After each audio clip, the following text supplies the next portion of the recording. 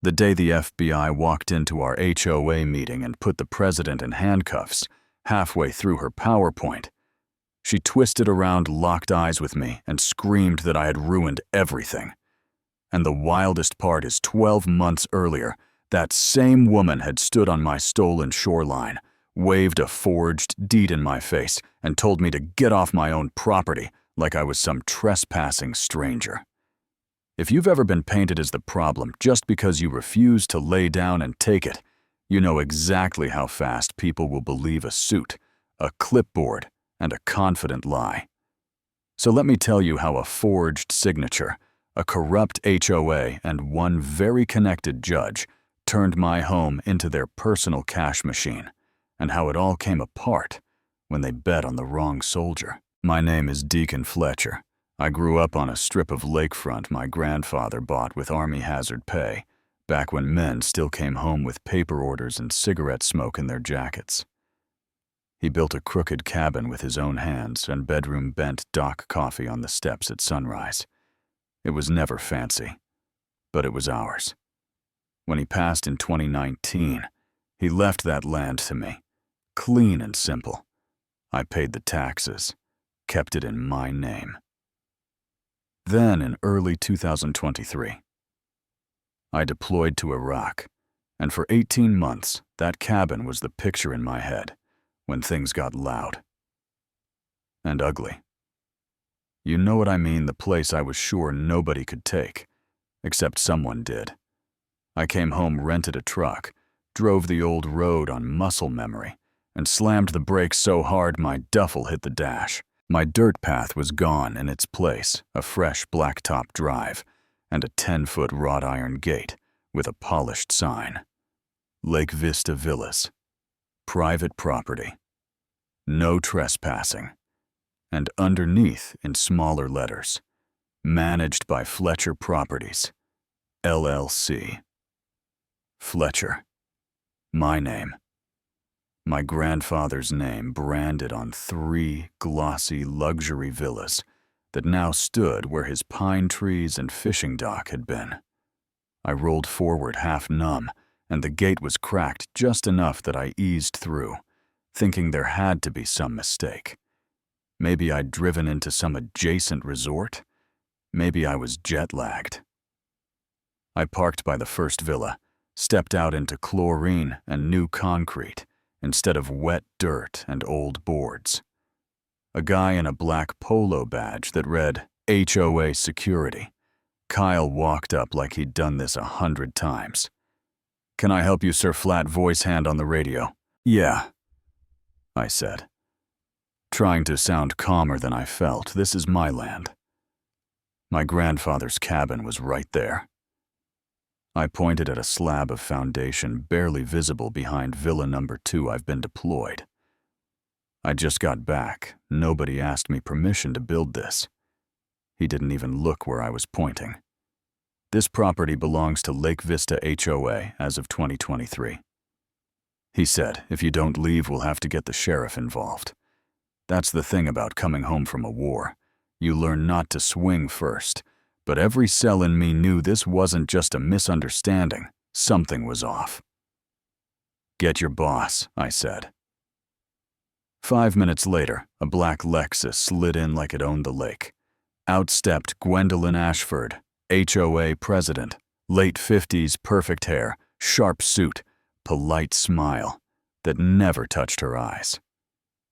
"Mr. Fletcher," she said smoothly, "we've been expecting you might stop by first. Thank you for your service."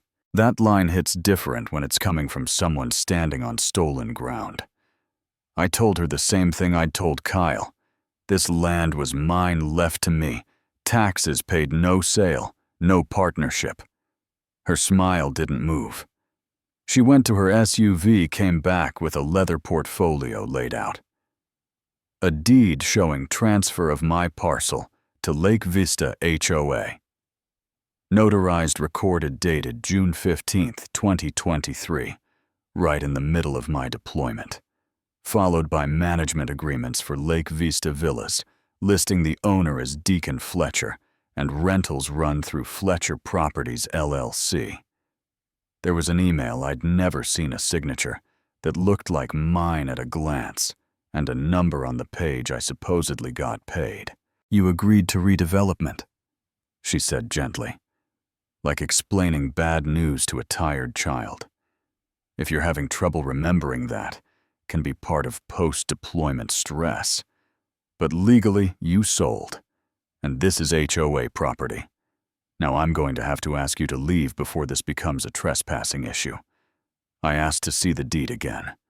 She let me hold it just long enough to confirm what my gut already knew. The capital F in my last name was wrong. A smooth loop instead of the sharp hook I've had since high school. I raised my phone, snapped photos, and her smile cracked just enough to show the steel underneath. "We're done," she snapped, yanking the folder back as Kyle stepped up hand, now fully resting on his radio. I've been in rooms where people actually wanted me dead. This felt different but familiar. The same cold calculation. I got back in my truck and drove away. Not because I believed her, but because I understood I was not going to win that round at their gate with their security on their timetable. I checked into a cheap motel down the highway, called my sister. Bryn is 3 years younger and 10 times meaner on paper, a civil lawyer who reads fraud for fun. I told her everything: the villas, the forged deed, the company in my name.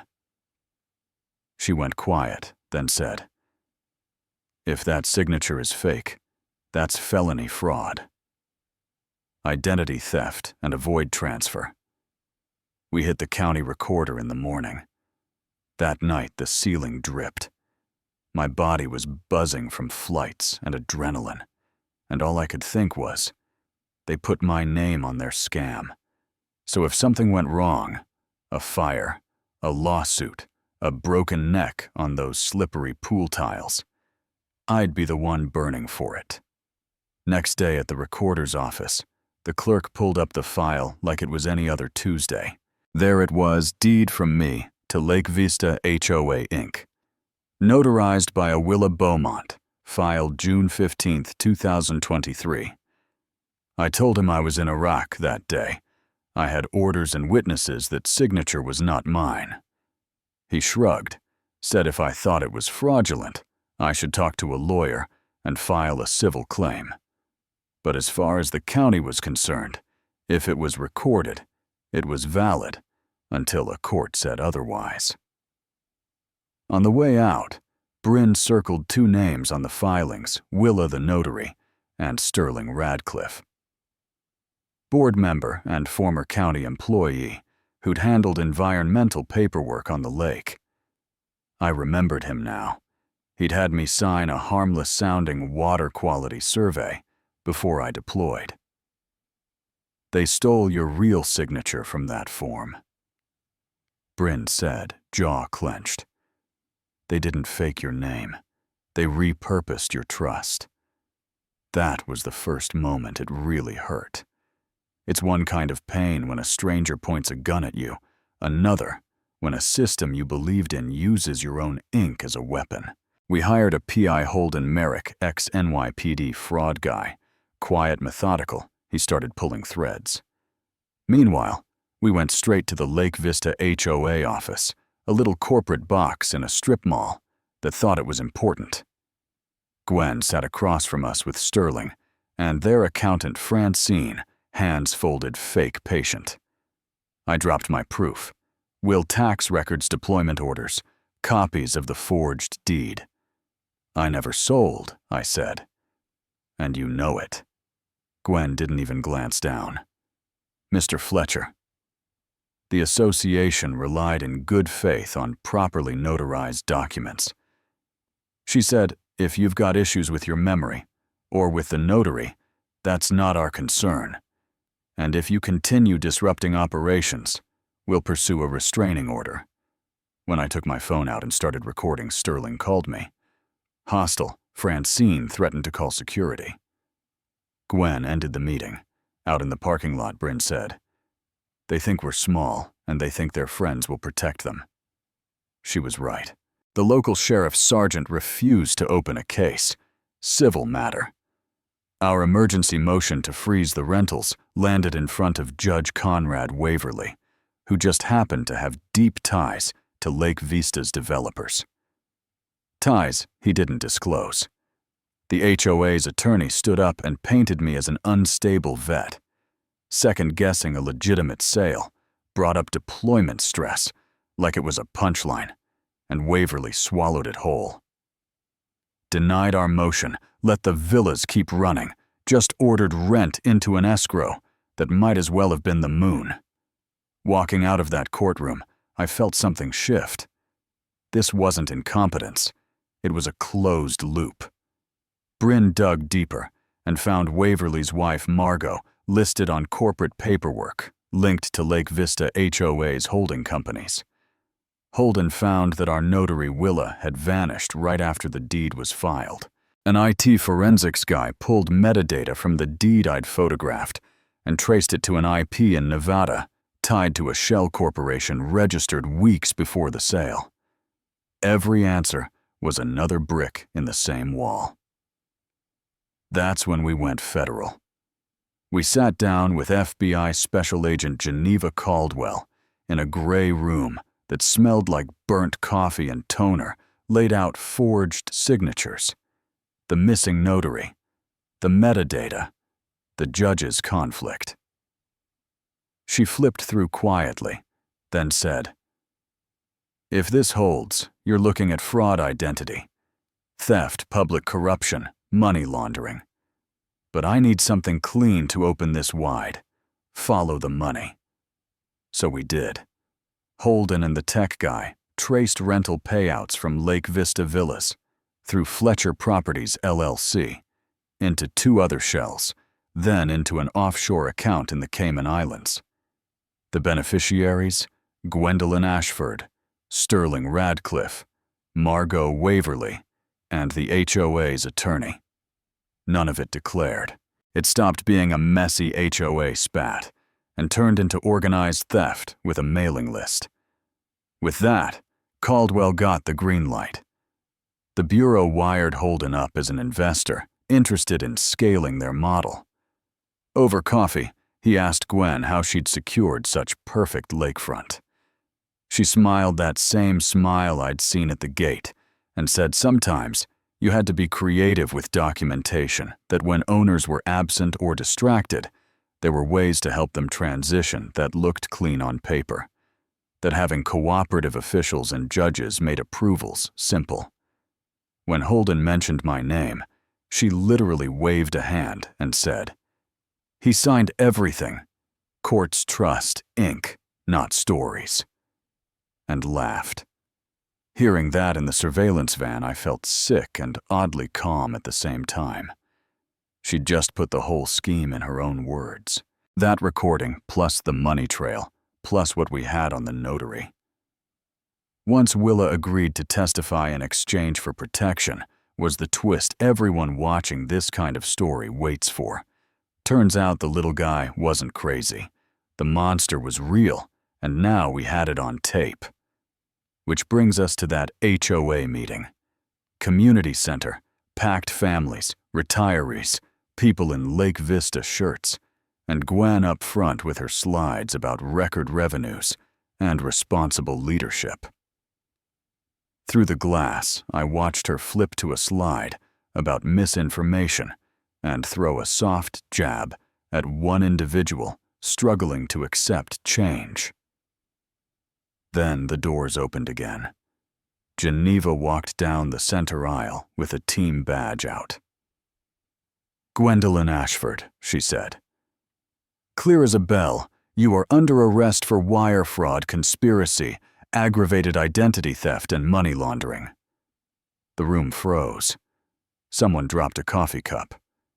Gwen tried to smile, then panicked when the cuffs went on. Sterling stood up like he might run. 2 agents put him on the wall before he took 3 steps. Geneva announced that Judge Waverly Margot and the HOA's attorney were being arrested at separate locations, that Lake Vista HOA assets were being seized. Then she nodded at me. I walked in every eye. Me now, the unstable vet, the problem, and Geneva told the room that the villas stood on property stolen through forgery, that my identity had been used, that the deed was void, and ownership of the land reverted to me. Some people looked stunned, some embarrassed, a few angry, that their fees and trust had gone into a criminal operation. That's the thing about justice. It rarely lands clean for everyone in the splash zone. The federal case moved fast after that. You don't need every detail, just the important ones. Willa testified that Sterling brought her the fake deed and Cash, the IT guy, showed metadata proving my signature was lifted and pasted. Forensic accountants showed the offshore accounts. The undercover audio played in full. The defense tried to paint each of them as confused, misled, acting in good faith. But the emails, the money, the tape, the judge's conflict, it all stacked up. The jury came back guilty on all major counts. At sentencing, the judge said they had weaponized trust and targeted someone who had every reason to believe his country and its laws would protect him. When she formally voided the fraudulent deed and confirmed my title, I didn't cheer, I just exhaled for the first time in almost 2 years. A few months later, I stood on that shoreline at Sunrise Villas, empty yellow tape down, holding the new court-issued deed in my hand. Same name my grandfather carried this time, without anyone else's fingerprints on it. I tore down 2 of the villas, turned the smallest into something simple that actually fit the lake, sold part of the seized assets, and put money into helping other people stuck in HOA nightmares and local corruption traps. Because once you've seen behind the curtain, it's real hard to unsee it. The state passed new rules off our case. Conflict of interest laws for judges, stronger protections for deployed service members' property, surprise audits for HOAs, and suddenly everyone loved the story of the veteran who fought City Hall and won. But here's the part I still think about, sitting on that dock with my feet in the water. If I hadn't had a lawyer for a sister, if I hadn't taken pictures, if I'd lost my temper at that gate or believed them. When they said it was all in my head, these people would still be out there, expanding the scam, smiling at meetings, saying thank you for your service while cashing checks written in someone else's name. So now I want to hear from you. Was what happened to them real justice, or still too soft for what they tried to do? Do you think HOAs and local officials like this are just a few bad apples or a bigger problem? Nobody wants to touch. Have you or someone you know ever been bullied by a board, a judge, or a system that thought you wouldn't fight back? Tell me in the comments. Tell me where you're watching from. Share this with the one neighbor who keeps every receipt and every email. And if you think stories like this need daylight, hit subscribe, and don't ever let anyone with a clipboard and a smile convince you. Your signature means more than your voice.